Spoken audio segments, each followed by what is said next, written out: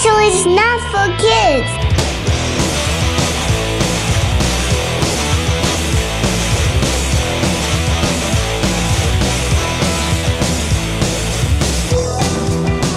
Mom, I'm gonna miss you. As we are recording, you are packing your bags, ready to leave on a long, long journey to Salt Lake City. This episode will literally come out pretty much the day after I come back. I just want to say shout out to all the fans that I met with. You were all awesome. You don't know that. Wait. Here's what I'll do. I'll record multiple takes for all the different possibilities, right? So, okay. So here's the first one, just like, shout out all the followers that I met at the convention. You guys were cool. Glad we got to play so much Monopoly Deal. It was a fantastic time. I can't wait to see you all again next year. Okay, here's the other one. Shout out to our followers. You exist. I'm thinking about what I might do differently next year. It may not involve SaltCon. But I just want you to know that is not necessarily because of you guys. Totally unrelated. And then here's another one, just in case, it's like, hey, followers, thanks for following and meeting up with me. I'm sorry things went so crazy, but I really do apologize. Just one too many mimosas there at the end of the night. I really shouldn't have had that. What are you drinking mimosas at night? Nighttime mimosa. I don't know why that was the first drink I thought of. Just some sort of beverage. Why are you pronouncing it like it's like a Nintendo branded like me drink? Like, isn't it mimosa? I don't know. I think what I'm actually meaning is pina colada, but like I just keep saying mimosa because it's so funny. Mimi want a mimosa. Like that's how I feel. Oh God. Do we want to do the show? Yeah, that works for banter, right? That's banter, I guess. Thanks for hanging out with Tom. I know that he was lonely in the wake of my absence, so... Yeah, exactly. Welcome to Shelf Stable, a podcast celebrating board games that have stood the test of time. I'm your host, Kenny Katayama. And I'm the other host, Tom Bowers. Today, the featured topic is Characteristics of Games. The book by Richard Garfield, Skaff, Elias, and K. Robert Gutschera. Chapters 6 and chapters 7. 6-7. Tom, I got to play Neuroshima Hex from 2006. Damn, you're like, I'm speed running. We're any percent running this one, okay? I just no clip through your long but before we talk about that, yeah. No content. We're just gonna talk. Like we're just gonna hit the points. Got places to be, got get games to play. It's true. I got a pack. Neuroshima Hex is from 2006, designed by Michał Oracz, published by Portal. In Neuroshima Hex, you pick a faction. They are like in the 51st State universe, or maybe 51st State is in the Neuroshima universe. So they're all these like post-apocalyptic, kind of like Mad Max meets Terminator. You pick a faction, you have kind of unique abilities for each faction, and then you're going to draw sets of 3 tiles, decide how you configure them on this giant hex board. You can place them pretty much anywhere. And eventually they're going to all shoot each other, almost like a big Western standoff kind of thing. In concept, this game is really cool. I was definitely attracted to it. I had played it way back and felt like, it was a bit over my head. And so I was interested in revisiting it to see if now that I've played a bunch of board games, it would be like, oh, this is perfect. Because I remember liking aspects of it, but it being too complicated at the time. I don't know. I have like mixed feelings. So I played this with you and Taylor. We played like a 3-player. I also played a 2-player game prior to that. And I also did some of the single-player puzzles. Where I'm landing on it is I think the system is pretty solid. I think there's cool stuff here. And I think for somebody, this is like their go-to game. There's like tons of factions released for this.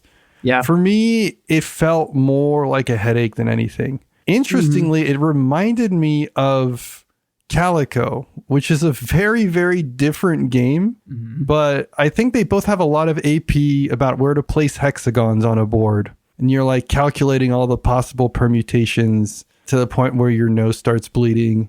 Then you put it somewhere and you realize as soon as you pass your turn that you actually should have put it somewhere else. Yep. And then I think the thing that it does that Calico doesn't is the resolution. So like when somebody triggers the fight on the board with all these hex pieces shooting at each other, it's like, oh, okay, these characters act first. They're going to kill these ones. So these ones won't act because they're removed from the board before they get a chance. And then these ones are going to shoot these ones, but there's a shield in the way. So it protects from it. So they actually survive. And you play kind of this like almost like big game of dominoes. Dominoes like tipping over, not like the game dominoes. Right. A lot of AP, a lot of thinking for a payoff that I'm sure some folks love. That's like super crunchy, but for me, I'm kind of like, okay, we did the thing, you know. You seem like you were warmer on it than me. Like you didn't love it, but you definitely thought it was more interesting than I did. Yeah, definitely. I think I was embracing the chaos relative to you, but I totally see where you're coming from. At the end of the day, you're putting a bunch of stuff in place to ultimately watch a Rube Goldberg machine fall down. Mm-hmm. The headache comes from trying to predict the outcomes to the nth degree. And like, if I do this, then they'll go there. And then the hexagon will be rotated 90 degrees. And then it's a 90-degree hexagon, mathematical calculation. And then like, you know, your eyes roll in the back of your head. And it's like whatever those things in Dune are. Like your mentat, yeah. Mentat moment, yeah. This is absolutely like every mentat's favorite game. Oh, yeah. So if you identify as a mentat, you will love this one. It's got cool art. It's got cool mechanism. It's just when you play it, you're like, it's very mentat, yeah. It was, I think, approaching it more like a game of Commander in Magic, where it's like, it's just more about like, I'm just going to line this up and see what the fuck happens. Like, I'm just going to cast the spell and see what it does. Especially at 3-player. Yeah, it was very commandery. There's a lot of chaos. I do think I preferred the game at 2 players. I'm sure there are a lot of people who are like, you have to play this at 2. It's a 2-player game that they just added a multiplayer onto. I wouldn't be surprised if that's the case. But still, at 2-player, I didn't feel like it was like that much more manageable or that much more interesting. I think I'd rather be playing like a lane battler or even just a more tried and true, like classic 2-player hex map war game, something like that. The fun part of this is that Rube Goldberg machine. It's an auto battler, isn't it? It is kind of an auto battler, yeah. A very complicated auto battler. You know what? It's like Bloons tower defense. It's kind of, you like put the things in different spots and then you just the cross your balloons fingers. Yeah. Yeah, and so it has like those vibes, but I just think there's other games that do either the tower defense better or the hexagon combat better. Yeah. Or even the Rube Goldberg machine element a little bit better. But I feel like with just a little bit of tweak on the theme and the vibe, like this game could go really hard if it really embraced that random machine that you collectively build together. Yeah. I think I'd be very interested in a game like that. That was Neuroshima Hex in 2006. Okay, Kenny. Well, I've been playing a game recently from 2015 called Pandemic. Oh. And now you're like, wait, Pandemic? That came out in 2007. Well, yeah, and then they reinvented it completely when they came out with Pandemic Legacy Season 1. I think they knew from the beginning that it was like one in I think now it's a trilogy. I don't know if they got picked up for a third season or not. Did it get called Season 1 in retrospect, or was it always Season 1? Oh, I think it came out and it was Season 1, and everyone was like, interesting. Oh, Pog, there's going to be more than one season. Wow, so they knew they had gold on their hands. I guess so. Like, I don't blame them, honestly. So it was designed by Rob Daviau and Matt Leacock, of course, and published by Z-Man Games. It's Z-Man. Z-Man, yeah, sorry. Published by Z-Man, which that just sounds like a superhero to me. Z-Man. That's probably why. I want to get this out front. I'm not going to spoil anything about the story. However, if you're the kind of person that really does not want even one glimpse of what is in this box spoiled for you, you're going to have to skip ahead. Yeah, we'll just jump to the next timestamp. Yeah, exactly. Kenny will have the timestamps in the description. I am going to spoil one tiny rules effect that comes out, I think, at the beginning of month 2. So like the second game, basically. Yeah, and it's not even something that is a surprise because you can predict its existence based on what you can ascertain from the rules and the cards when you open the box. So this is the spoiler part. The relationship stickers in this game. When you start the game, you create a character. It comes with like this little booklet type shaped thing. It looks like a manila envelope, and it calls it your service record. So you choose a character, you name the character, it comes with special powers. Special powers are just like what you find in Pandemic. And then you'll notice that there's 2 little slots on the card that say relationship 1, relationship 2. And you're like, what's that about? You know, when you get to month 2, a couple more characters are introduced. You can create a new character and give it a relationship to one of your existing characters. It solves 2 things at the same time, which I think is really clever. And I think it's one of the best things about this particular Legacy game, which is that you're incentivized to try something different yourself in the next iteration. Basically choose a totally different loadout because you'll get the benefit of creating the relationship with the existing character. So you'll get like to add on a little edge. The other thing that this does is when you play it with someone who wasn't there for month 1, they get to kind of be involved in the telling of the story pretty much right away. It really even just sort of incentivizes you to be like, okay, I know we're part way through, you know, what's happening in the game. We'll get you up to speed, but you get to make your own character and you get to be like my sister or my brother or like my coworker, etc. It's pretty cool. Yeah, it's a cool system. I have not played a lot of other Legacy games, but I feel like this is something that really helps make it feel easy to share it with multiple people and simultaneously like try something different every time, so you're not just like watching like one character become like super souped up or whatever. Very neat feature. Yep.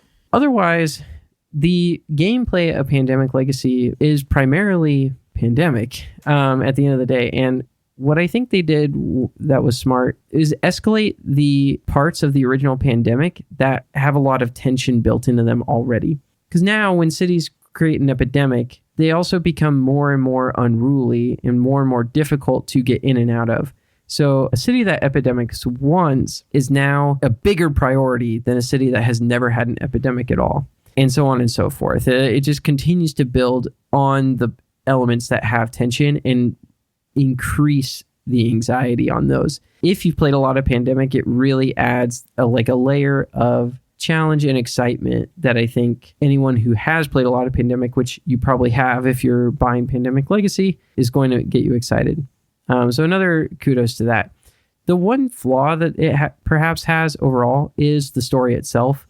Without spoiling anything, I do think that the conceit of the story is a cliche. It plays out in a very Hollywood way overall. I don't think that's necessarily a bad thing, especially considering that this was pioneering the space for Legacy games in a lot of ways when it came out. Creating a cliche, like simple story, is something that is going to be somewhat universal, something familiar, is probably the right move for a game whose mechanisms are what is going to make it stand out and feel very different. It's already convoluted. It's already a lot to sort of keep track of and commit to, essentially. At the same time, like, I think it could have been interesting if they tried something different. I still haven't finished the entire campaign. I probably will during this upcoming convention, but I'm re-experiencing the first part of the story, and I'm still like having a lot of fun. Probably will during this upcoming convention? Yep. It doesn't take that long. You have these like lofty goals. Like, you think you're just going to be playing 10 games of Pandemic at the convention? Well, we're already in month 5. Oh, okay. It's with Taylor. It'll go fast too. Exactly. And that's the thing. Like, it felt fast. It was like an hour, but it didn't even feel like there was any downtime. Like, every decision was like, that's cool. Tense, on the edge. Like, we were min-maxing out the wazoo. Pandemic maxing. What was I going to say? I was just going to say the thing that's cool is that you can play this for a second time, and it's still very interesting because you're seeing all the decisions that are different, all of the cascading butterfly effect moments. That's cool. That are transforming all the little elements, and so it still feels very like different. The loadouts are interesting. It's kind of like playing a roguelike with a different perspective. That's cool. Yeah. That was Pandemic Legacy Season 1 from 2015. Tom, you and I got to play Yokohama again, or should I say Yokohammered? Tom was drunk, y'all. I was. He was kind of like coming out of it at this point, but it was very entertaining, somewhat frustrating. Yokohama is from 2016, designed by Hisashi Hayashi of Trains and Bomb Busters fame. This version published by Synapses Games. For those who have listened to us talk about Yokohama in the past, we've played the Tasty Minstrel version. This was our chance to try the second edition. Yokohama is good. I mean, it continues to be a very enjoyable Euro. It's at its core contract fulfillment where you're collecting resources and delivering them in different sequences. But it has a very, very creative and engaging system for going around the board where you're dropping off your little babies and then crowd surfing on the babies with your daddy. How many babies you have at the location dictates how strong the action is. There's just a lot of play there that makes it like very captivating and very replayable, I should say. Yeah, to say the least. We played this game, you and I, with our friend Kyle, who's known for kind of breaking games. And sure enough, I mean, he found a tech at the beginning of the game that he just exploited ad infinitum. Tom and I were basically competing for second place. It was still enjoyable, though. I don't really expect to win when I play with Kyle. He did kind of amaze me, though. Like, even in his standards, he was just kind of like going all over the place. You know how when you play Euros, you're like, oh, I can't do everything? Mm-hmm. He was doing everything. Yeah, and then some. And I don't understand it. I'm always like floored by Kyle's ability to score 800 million points in a game that I thought you get to take 5 actions in total.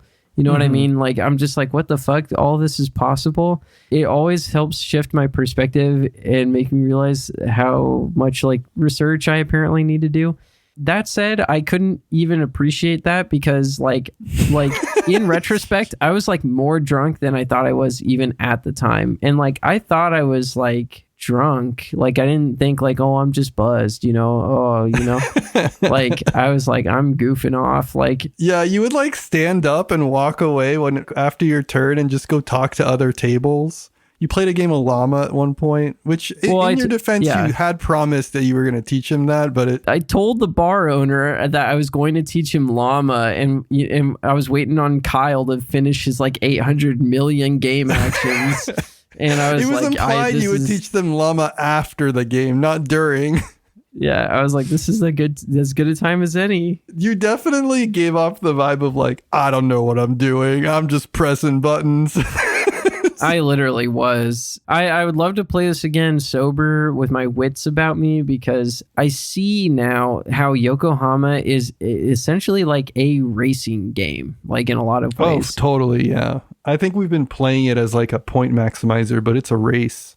It is a tight, like, you gotta swim like a fucking shark through the water type game. Like, you gotta make every decision count, I guess. Like, or you could not do any of that. But I think that, like, the more I play this, the more it's going to feel that when I sit down with it. It also felt a lot shorter because even with 3 players and us kind of like mulling around, we finished like in an hour and a half. Yeah. I think that even includes the game of Llama. Yeah, it's crazy how short this game can be when one person is like optimizing and playing really good. Comments on the new version? I very much prefer our version, like the first edition, which is a shame because it sounds like the second edition didn't do very well, was what the bar owner was telling us. This is like a board game cafe. Yeah. I think the new edition's way prettier. It's clearly like aesthetically more modern, and it has the double thickness boards that you can insert the wooden pieces into, which feel really nice. But what it suffers from is this like unexplainable amount of smallness. Everything is so small. That's the thing that really gets to me. The cards have like Yu-Gi-Oh sized text on them where like you need like a magnifying glass to read them. The daddy is like smaller than a meeple. And then the babies, they look like nerds, like the candy. They're just so easy to drop and fiddle around with and knock over or have on the floor, lose. I do not understand it. It's like they had like a giant bucket of leftover wooden pellets or something. And they were like, we got to use these. We can't throw them out. That's what it feels like. They look like Rice Krispies, or like they're just so infinitesimally tiny and hard to manipulate. And then they fit in these double insert holes all over the place. And it's just kind of like a nightmare. I don't understand it, from a legibility perspective, and also just like a dexterous perspective. It's just like really, really hard. I don't feel like I felt it to the same level as what you're describing. At the same time, like I kind of like, I totally agree. I really don't understand the smallness. There's plenty of space in the box, I'm pretty sure. Yeah, like, it wasn't like they had to fit everything, like, because I think they even made like the box itself bigger compared to the original. I can only assume like it was a lot cheaper to print that much material, like, and print it to the point where the wooden pieces fit inside the cardboard pieces. That's like that. Be it. I totally get it in that sense, and maybe they use the excess cash to like pay the artists, which is why the artists are so good. But when it's like your art is on such a shrinky dink canvas, it's curious. If anybody has insight, if there's a story behind it, why they went in that direction, I'd be curious to know. But for now, I will be sticking with my first edition, which I'm very grateful. Somebody gifted me that. It's got big chunky pieces. It's worth it because easy to manipulate, easy to read. Yeah, and it has that kind of old fashioned. Yeah, it's got the old school on style. Old-fashioned stank. Yokohama 2016. Okay, well, I'm taking us all the way back, Kenny. I really leaned into the vibes of the show here, and I was like, what's more stable than a game from 1975? Wow. And what's more hilarious than the name Cosmic Wimpout? If you just were looking at the box cover, you'd be like, oh, this is like going to be about math or like the sun or something. But then you notice the tagline on the box, which says, more than an experience, ... It's a game. Like in all caps, which is so fucking funny. Like I love that line so much. We should call it more than an experience. It's a podcast. That's like our show. The credits for the design are the Boston Logical Society and one W. Swilling, published by C3 Incorporated. I think originally it was like self-published. How I came across it, I have a friend who pulled this out, and I was like, I'm instantly intrigued because of the 70s art and the name. And of course, the tagline, like all of it was hooking me right away. It's a push your luck game in the vein of Yahtzee. I would describe it as playing Yahtzee, except it feels like a slot machine instead of Yahtzee. And it's fun, mostly because it kind of does the same things as Cosmic Frog in a certain sense, where it's like, it's selling you on the aesthetic and the vibes more than the gameplay, which isn't exactly true of Cosmic Frog, but it's like the rules are written with this funky language. It's like you have 3 rules you have to follow when you roll the dice, and one of them is named Footless. One of them is called You May Not Want To, But You Must. The push your luck element is that you'll score some number of points based on the faces of the dice. And then if you have the option to just stop there, you can. But of course, if you don't want to stop, you'll re-roll the ones that are non-scoring faces. But if you do that, and then the scoring faces roll like basically in triplicate, you may not want to, but you must roll again.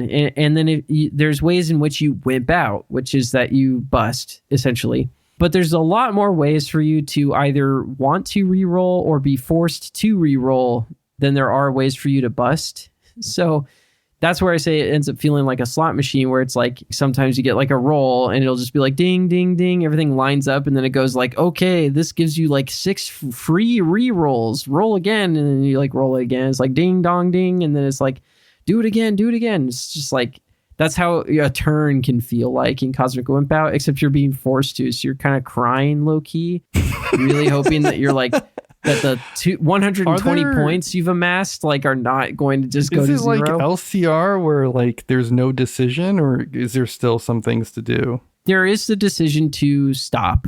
It's a lot more like Can't Stop with sillier vibes. But actually, I think it might even be easier once you get the hang of the logic to follow the action as a spectator or even as the roller than it is to do the math in Can't Stop.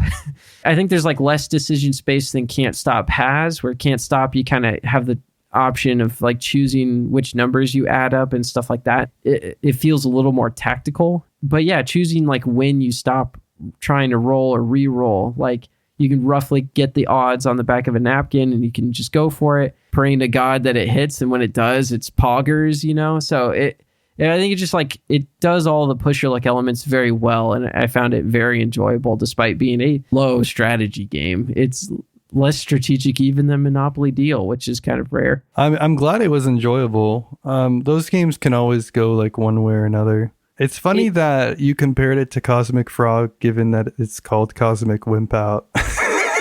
Well, it's really just because you were telling me about the rules in Cosmic Frog, and they have this language to them that is very fun. Yeah, it's almost like there's lore in the way that the rules are written. Yes, that's how this felt. The dice are not just dice, they are cubes. And like one of the dice is black and it has a special face on it. And they called that, I think, like the Cosmic Sun or something like that. And it was like all the same like nonsense where it's just kind of like you don't really need all this, but it really adds, like, you know, so just, yeah, it's like inviting you into the space. It's like, don't worry, it's time for a cosmic Wimpout, bro. Like, I'm glad that it invoked what it was intending to do.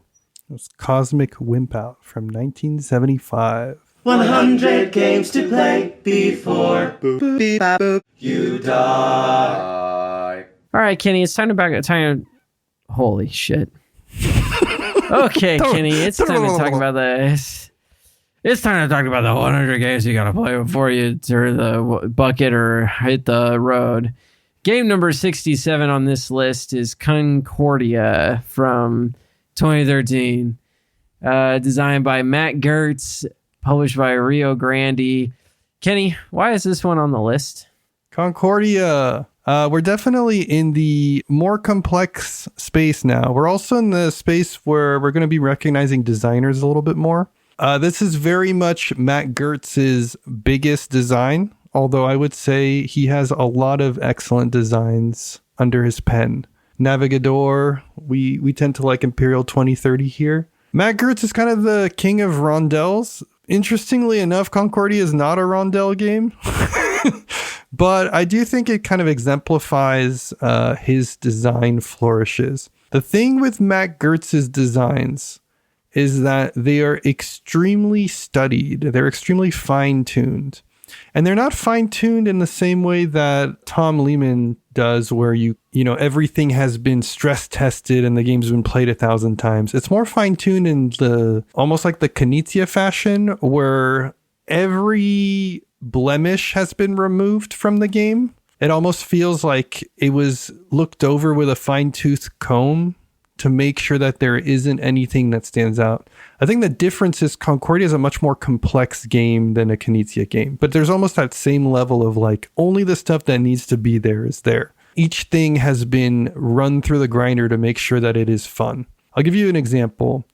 So at its core, like, Concordia is a game about generating resources across the map of the Mediterranean and then trading those resources and ultimately spending them to get new cards that give you more powers.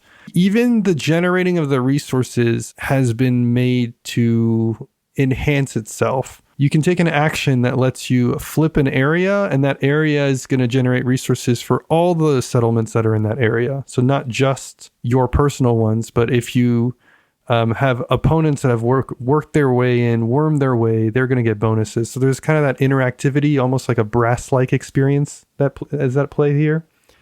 On top of that, it flips over and you'll see a little coin on the back of that area's generated resource. And there's a mini game where at any one moment, instead of trying to generate resources in a particular area, you can reset all the areas and then get all the coins that were revealed on the back of things. In one tight little package, Matt Gerdts has created a system for creating scarcity as far as which areas generate, as well as an incentive to refresh those systems, as well as a push your luck of how far you can go without somebody else going and refreshing it, because then they get the benefit. It's just kind of like crazy how much you can work into that one little part of the design. And that you see that in a ton of places, like the way that the cards are the actions, but then they also score. So you're at the same time building your action system and your end game scoring. There's all kinds of things like that where there's just like overlap and it feels super concise. I mean, the rules fit on one 8.5 sheet of paper, front and back. That kind of should speak to how tight this design is. Because it's a pretty complicated game. Mm-hmm. Have you played this, Tom? Like once? You once brought it up as like a sort of graduation from Catan type game. I forget why. I've moved away from saying that because I feel like it's a little misleading.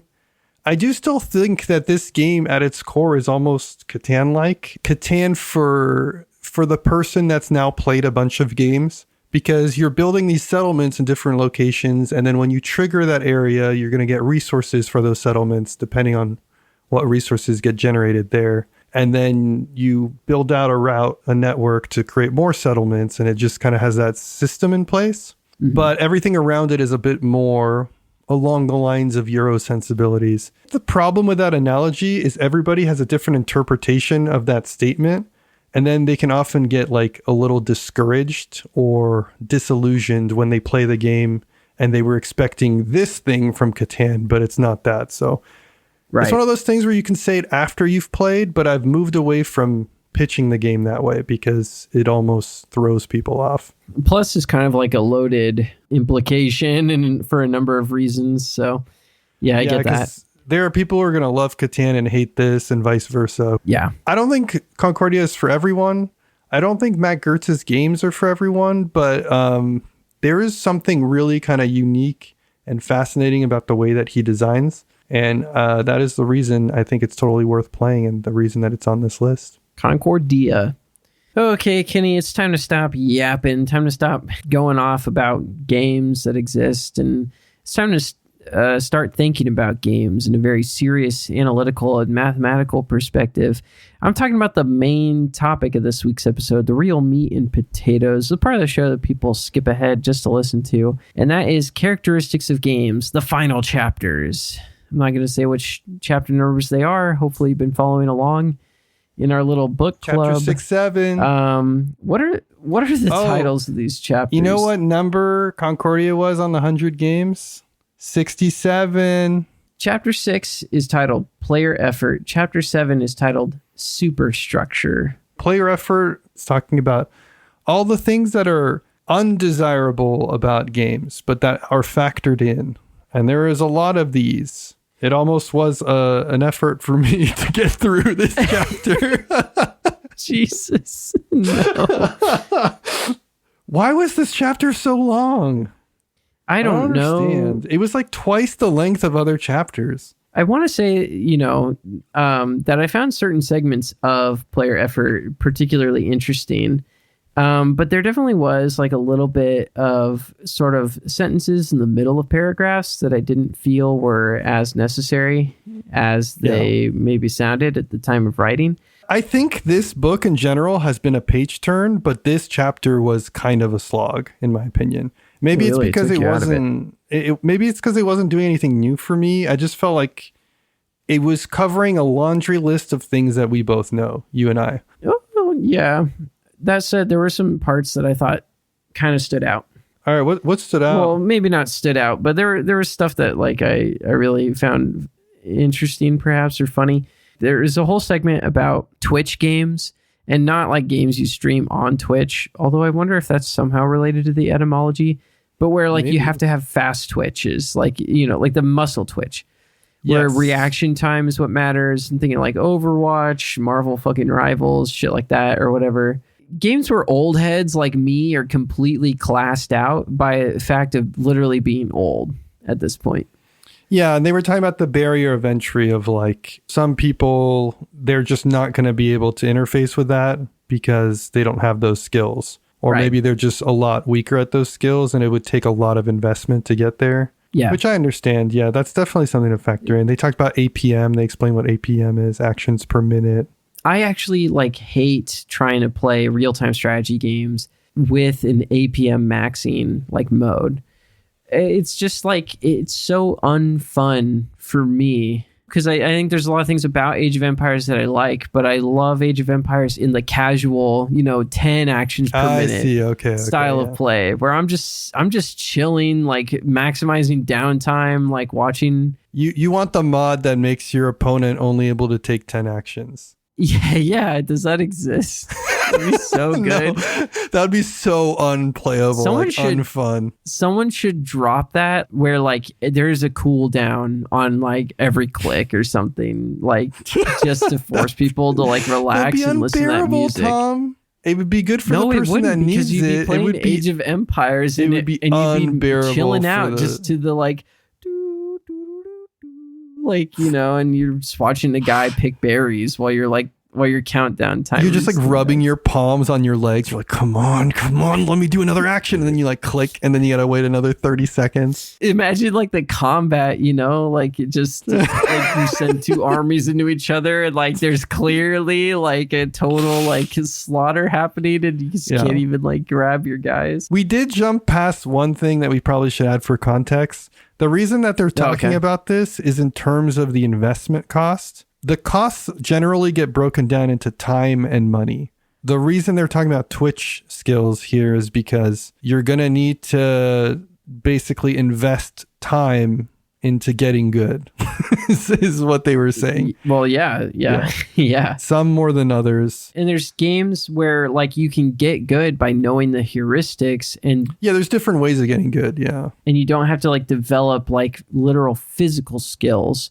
But Twitch games are a lot like actual sports, in this sense where being able to manipulate the mouse at whatever speeds that optimize for getting your sniper position where it needs to be. I do kind of think this book ironically lays some of the best groundwork for proving in a court of law that esports are literally sports. I agree. I think that is a very good point. Yeah. This gives you the arsenal necessary to talk with your weird relative at Thanksgiving who still is they're putting darn Fortnite in the Olympics, you can just be actually, Skaff Elias said. Yeah. You try playing Overwatch at the speed of Ninja Boomer or something like that. You sound like a boomer right now. Yeah, I know. Ninja didn't play Overwatch. Ninja played Fortnite. Same game, literally. So a little bit further, they start to talk about the grognard capture, which I thought was a really interesting. Term. Yeah, I'm going to use that from now on. I'll be you're contributing to the grognard capture. That'll be the ultimate diss. So this is a term coined by Greg Kostikian. And it has to do with the good players get rewarded and the bad players leave. And so it creates a culture and a feedback loop. Yeah. Let's say it's a relatively low luck game. Let's say Through the Desert. Through the Desert comes out on app and it gets super popular. At first, all kinds of people are playing. Filthy casuals are playing. Let's assume that there's no matchmaking in this scenario. Eventually, the casuals are going to get discouraged or they're only going to play local games with each other. A whole meta and just a whole dynamic is going to develop around the try hard sweaty players that basically compose the main lobby. The designers and developers of the app are going to catch wind of this and they're going to start to tailor a lot of the features and things towards their primary user base, which is going to be these tryhards. And so there's this loop. You see this with a lot of MMOs. You see this with competitive multiplayer video games a lot of the time. And even with just competitive games like Magic the Gathering and such, there's this aspect of the designers start to tailor the thing to the people who are the best at it, which is not necessarily always ideal because it alienates players further that are not in that particular niche, in that particular fringe. Yeah. It's the whole reason that they had to kind of dial things back and create the Friday Night Magic program because Magic was getting so sweaty that people were afraid to play Magic. Oh, I'm not good enough to be in this crowd. Or It's the reason that there is like a quick play mode in a lot of multiplayer games versus everything being competitive or there being no matchmaking, for example. I do find it very interesting, the grognard dynamic. That Magic the Gathering in particular, I think, has for years now, I think, fought against this effect. Arguably, like working very hard to make sure that they are supporting the widest possible player interests and not just the sweaty tryhards. And I think they learned that lesson relatively early into the life of the game, exactly like you're saying with F&M. So one of the biggest things that they emphasize for dealing with a lot of the problems that we just mentioned, just people getting discouraged or the game kind of locking into a central area. The first one is like good matching of players. Recently, that's more explicit in a lot of video games. You know, there's a matchmaking system that goes and creates the best games. But I mean, this has existed way back for sports as well. You're going to have different leagues, or you're going to have casual pickup games versus competitive. Like that's matchmaking. Maybe you have certain people that you only play board games with because you know they're less sweaty. Or maybe you go and you specifically want to play with this group because they're more competitive. That's going to be the easiest way to reduce a lot of these disparities in terms of how much effort or skill has been invested in games. Also, just if people have different mindsets about how to approach the game. And I think this is called Rule Zero in Commander, basically. Yes, Rule Zero. In a way. Other things they've mentioned, luck. Luck helps a lot because it reduces the gap between a skilled player and an unskilled player. And then really good training or scaffolding, especially for video games. So if you're getting into League of Legends, you're not just met with a game. There's actually all kinds of systems that you can engage with that allow you to get caught up on a lot of the mechanisms as well as a lot of the overhead in the game.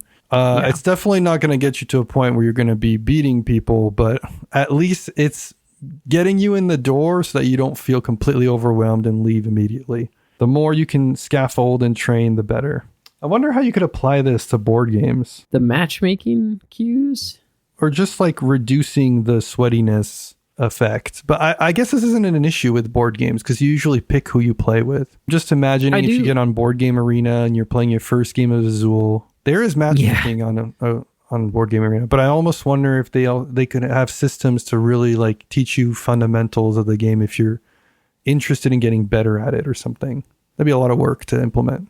The growing disparity between yourself, the owner of the game, and the people that you attempt to play it with, right? If it's a game that resolves in competition as opposed to a cooperative, I think there's just like an inevitability to which like your skill gap is just going to like grow and grow. And it'll just become harder and harder for you and the other person to feel satisfied. They talk about like downtime, but downtime is problematic. I don't know what to tell you. It's challenging, but I do like actually that they pointed out it can be very useful in pacing.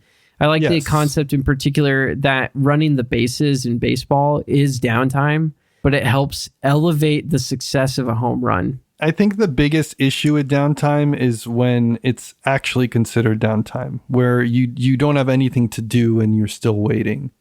Like you've already thought about everything that you could do before it's your turn.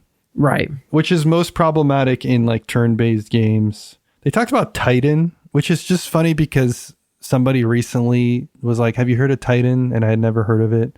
It's like an old war game that just has like a crazy board with like these triangles all over the place. Yeah, but it keeps creating these sub games, right? Yeah. Like that's what basically that's what it was. When you go to combat, the two players that are fighting each other have like a sub game, but everyone else is just watching. I understand that is like probably more of a bad time than it sounds, but it sounds like a good time to me, like in a funny way. Yeah, but you like watching people fight in a clip, so I don't know if I can really take your that's what I'm saying. I guess like I'm not. I don't know that Titan is like the game that got it right, but the idea of a large multiplayer war game like having battles individualized is just very entertaining conceptually, even if it's bad in terms of player experience, which is basically what they get at with this. Then they go into busy work, and busy work is like downtime, but the difference is busy work is for when there are no decisions to be made. So this is like upkeep. This can be as simple as shuffling cards. They say that sometimes busy work can be enjoyable. I know I like to shuffle cards, but busy work becomes a pain in the ass when it's something that you don't enjoy doing, that you're obligated to do, and it happens frequently. Thing it made me think about in particular was brass. I think the one time that I played brass with a chess clock, we paused the clock at the end of every round because that was the busy work. Yeah, that makes sense. All right, we count out the chips on the people's faces. We shuffle the faces around. We made sure everyone got the 2 cards, and we, blah, blah, blah, blah, blah. Blah, blah, blah, blah. Right. The chapter concludes with some math. We're back to math. Building out a ratio, building out a curve of how to calculate good stuff, enjoyable stuff versus the pain in the butt stuff. And if you're on this curve, you're good, and if not, then the game is unpleasant. That's a very reductive explanation of it, but it kind of goes into that. There's a lot of graphs, a lot of curvy lines. If game high effort, not reward, bad. It's like... Yeah. It seemed like in general, like you want the slope of the curve to be steep, as in bigger the angle of effort, like the higher the angle of reward should be. Yes. Like more effort applied, more reward. Is that obtained. logarithmic or exponential? I guess it depends what the axes are. It's like reverse exponential. Like it's not, you know what I mean? Yeah, the way logarithmic. Okay, then yeah. So yeah. This just proves how I didn't really pay attention in algebra. It's like exponential but flipped. I literally forgot that log is the opposite of an exponent. It's okay, Tom. It's late. You want to do chapter 7? Chapter 7 is titled Superstructure, and this is everything that exists outside of the game. This was a very interesting chapter, in my opinion. What made it so interesting? Well, we get some things that are kind of predictable, like they explain metagames and how metagames work. They were talking more in the sense of like all the aspects of the game that lie outside of it, like studying and prepping for it. They're not talking about meta as in like studying the meta of Magic or of Overwatch or something. You know, hanging out or prepping, practicing for a game, getting the equipment, being part of the community, things like that. They have this concept of microclimates where even within a community for a game, you might have different types of players. A good example is like people who play Dominion, but they just buy cards to see what happens versus people who are on the Dominion wiki and the Dominion forums who are figuring out how to green out early. Or another example is like people who draft Magic in a cube versus people who play Commander. Those are very different types of communities, even within the same game. Yeah. So the really interesting insight that they had here is kind of hitting that sweet spot in terms of design as well as in just community building. If you're like a game store, for example, of supporting different approaches to these communities in a way so that there's not too much fragmentation, because then you basically lose some of those because there's not enough buy-in, but also not limiting people too much because then you alienate certain groups. So if you support every single Magic the Gathering format as a game store, you probably are going to have a lot of those that have like 1 or 2 people show up and then they peter out. Similarly, if all you're doing is standard tournaments, you're going to alienate the draft group. You're going to alienate the commander group. So you kind of have to find that sweet spot where you are supporting enough different approaches to the game. That goes for like level of skill too, you know, having a Friday Night Magic that's very casual, you know, encouraging new players or pre-releases versus having that sweaty tournament that's like a Pro Tour qualifier or something like that.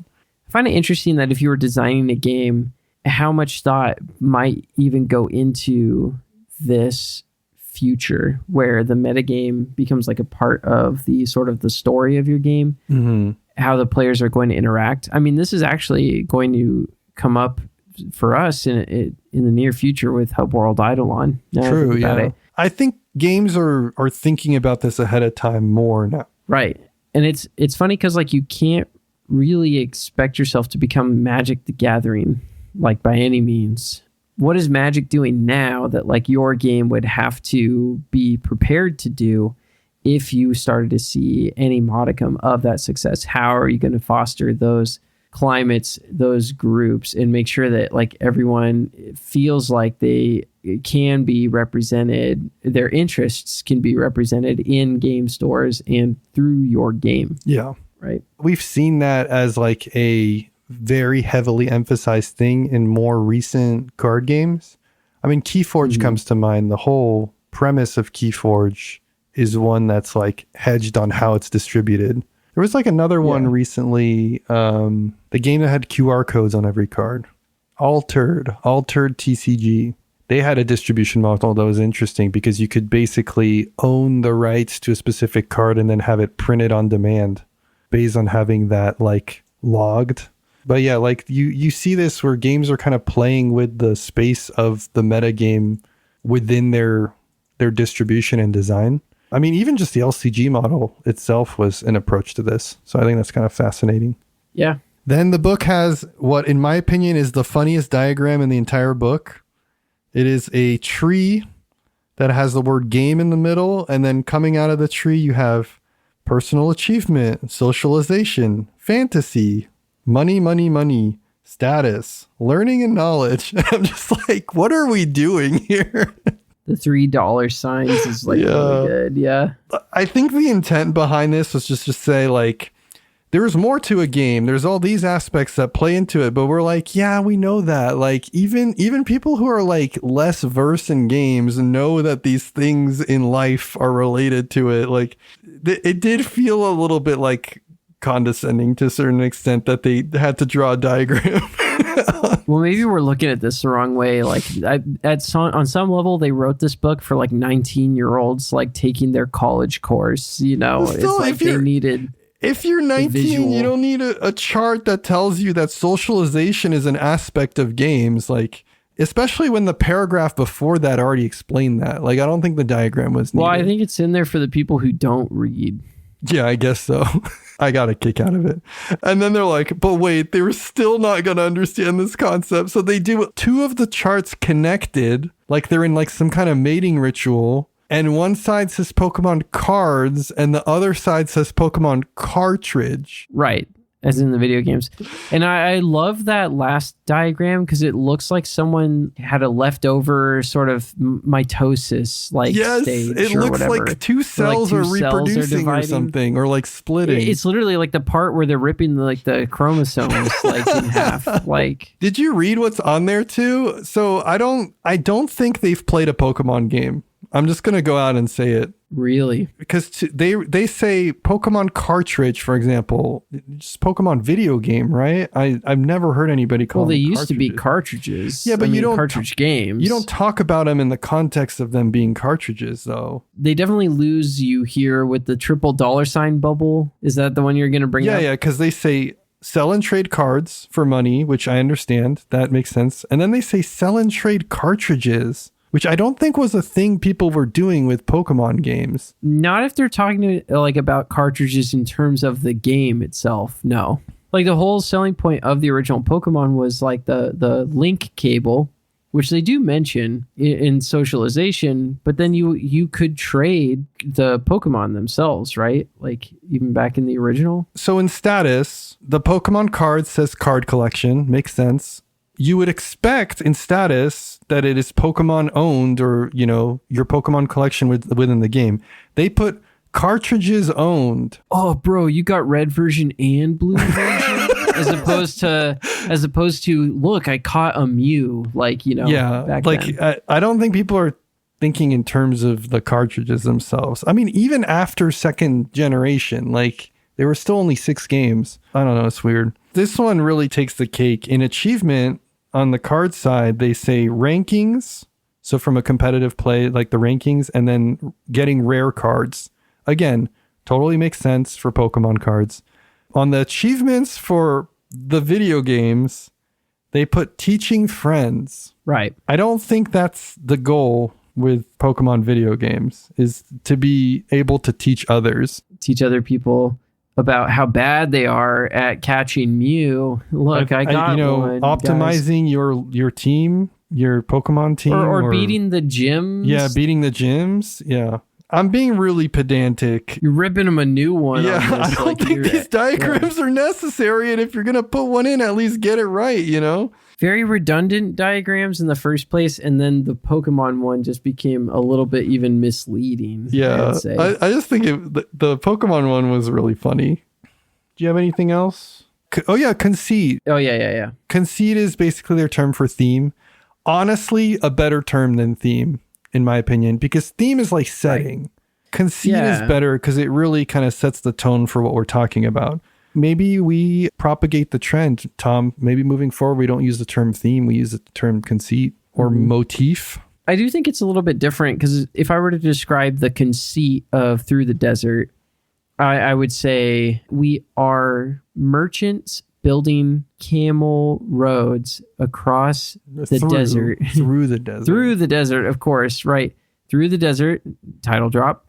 And cutting other merchants off from resources and land in the process, right? Yeah. Like, I think that's like the conceit, but it's not exactly like the theme is like, I don't know, like Saharan Camels. Africa, Persia. Yeah, I mean, but that's the correct use of the term theme. I feel like a lot of times when people are evaluating whether a game has a good theme or not, they're not talking about like desert. They're talking about whether the game is true to its original conceit. So I almost feel like this is terminology that we can incorporate into our vocabularies. Yeah, totally. And I like the versatility of it as well, especially in terms of abstract games. It's easier to talk about an abstract's conceit than its theme. One last thing that I thought was really good, they bring up the Batman problem. When you make a game about Batman, who gets to play as Batman? Because everybody wants to play as Batman. Not me. I want to be the Joker. Yeah.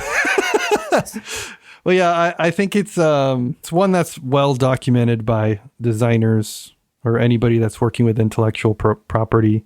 The eternal struggle. There's different approaches to this. You can make multiple Batmen, or you can make Batman not present, or you can make Batman one of the characters, and then somebody's got to play as Robin. This is why if I were making board games with intellectual property tie-ins, I would just like take the 2 to 5 most popular characters and make them non-playable entities.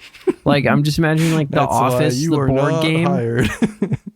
The Office, the board game, but you can't play as Jim or Pam. Like that's not a character. No Jim, no Pam, no Dwight, no Michael Scott. Yeah, like everyone has to be like the background characters. Like, oh, you already took Kevin. I guess I'll be Ryan. Like, yeah. Oh, we're such millennials. Well, okay. On that note, 6'7". Closing us out on it? The joke is I'm proving that I'm not a millennial by just randomly fucking saying that. Yeah, I guess so. Impediments to spectation. Yeah, okay. I had one thing in the spectator thing. I thought it was really interesting, the note about Tokugawa Japan, where they would play games of Go ahead of time, where they gave them like a ton of time to think about their turns. But then they would hide the game, and then they would have people reenact the game in front of spectators. Okay, now they're playing it, quote unquote, but they're just like going through the logs and putting the pieces, and everybody's going, oh shit, they just put the stone there? That's a crazy move. When actually this game played over the course of like 3 days. We got to do more of that. Yeah, just edited down. Well, this is why I watch Library of Letterdoe and not Northern Lion streams, you know? Yeah, that's like the same idea. Same idea. Yeah. They got to do that with Twilight Imperium. I will not watch an 8-hour stream of Twilight Imperium, but I would watch like a edited play-by-play, essentially. Yeah, like almost like an animated version or something. Characteristic misbehavior, being the Joker. They talk about cheating and then they talk about griefing. They were like, sometimes cheating can be good. And I was like, okay, let's see what they have to say here. And they were like, in professional wrestling, sometimes cheating is super entertaining. And then they talk about like how in professional wrestling, even if the game itself may not necessarily be played by its rules. The spectator interfaces with it as if it was truly a game being played, and so the experience is similar. And that's why the cheating is permissible and is also in particular entertaining, which I at first I wasn't on board with this argument, but they won me over. I think there's even maybe a factor to which like cheating can kind of expose possibly the game itself for where it is failing to be fun. Yeah, maybe. Or maybe even where it's failing to feel fair to certain kinds of people. I just think cheating is ultimately a behavior enacted by the player and not the game, though. Well, yeah, but if you're motivated to cheat, what was the driving factor? Like with chess, for example, there's a lot of like cheating online where people are just playing moves from a bot or whatever. Agree. I don't think it's the onus is on. Well, I'm not saying it's the game. I'm saying that like what was sort of like the metagame factors that made someone feel like they get to put a dildo up their butt. Yeah, or like not a dildo, a vibrator, right? Both in a way. Was that ever confirmed or was that just rumored? He did not play a game of chess with a vibrator in his ass. Like, and I forget the name of the player that you're talking about. Magnus that was Carlsen, like a big, right? Or Hikaru? No, Magnus. No. Well, who else could it have been? Those are the only two chess players. Oh yeah, that's true. Kasparov is dead. Well, it must have been Hikaru. Yeah, then. it's probably Hikaru. The chess heads are going nuts right now. Yeah, I can't imagine being a chess head right now who really needs to like correct us on this because couldn't be me. It was like a joke that I think like one YouTuber who was covering the scandal like made. Oh, I think it was Moist Critical that fucking said that. Yes. And then like famous chess commentator. Yeah, and then it just like went crazy from that. How like could he have been cheating? Everyone was like, he's literally. That's my Moist Critical. Yeah, because cheating online is very obvious, but like cheating in person would require such a coordinated effort in some way or another, you know, that like something like a vibrator, Morse coding you the moves was the only viable option the internet could come up with. The Ocean's 11 of chess. Like, I think on that note, was there anything else about characteristics of games? How do you feel about the book in general, I guess, right? Because this is the last time we'll be talking about the book. I thought it was good. I definitely prefer looking at games from this angle versus like a historical angle. I think there's definitely benefits to both. This allows me to be a little bit more introspective about what it is that makes these things that I'm so fascinated about. Like we've said in previous talks about it, like I feel like I have a certain repertoire, like a dialogue that I can use to navigate these conversations that I didn't have prior to the book. Yeah, exactly. I have a richer vocabulary, lexicon, whatever you want to say, for describing the various things that I am either bothered by or excited by with games. I think like the things that start sticking with me the most are stuff like Grognard. The idea of like evolved versus intentionally designed games. Evolve versus deliberate, yeah. Yeah, exactly. I think Grognard's a big standout as well. I really like Ego Crutch. Ego Crutch has become part of my vocabulary. And then the Atom. We've used Atom quite a bit already. Yeah. Ego Crutch is good. It's been very like illuminating. I hope on some level, even if you have not been reading along with us, that the listeners out there have gained or gleaned something from these discussions. And hopefully we didn't leave you out of it too much, especially if you were one of those non-readers. Yep. Tell us what you thought. Should we do other books like this? Okay. That's going to do it for this week's episode. Thank you for listening. Thanks for following us on this epic book journey. Thank you especially to Michael, Tyler, Devon, and Josh, the Boise RainBeaus, for your cool segue music, and thank you to Bonehouse for letting us use your song Raw as our opening theme. If you're loving the cast, share it with a friend or on Reddit or BGG. You can also reach out directly at shelfstablecast@gmail.com. All this and more available in the show notes. And if you like what we're doing, want to make more of it happen, consider subscribing to us on Patreon. You'll get access to bonus content and Discord. Tom, we got a very special episode next week, but we can't really say more right now. So we'll just let the audience stand on the edge of their seats the edge of eternity. We should figure out a way to like give people clues. Or like intentionally mislead them. Yeah. All right, bye everyone. See ya.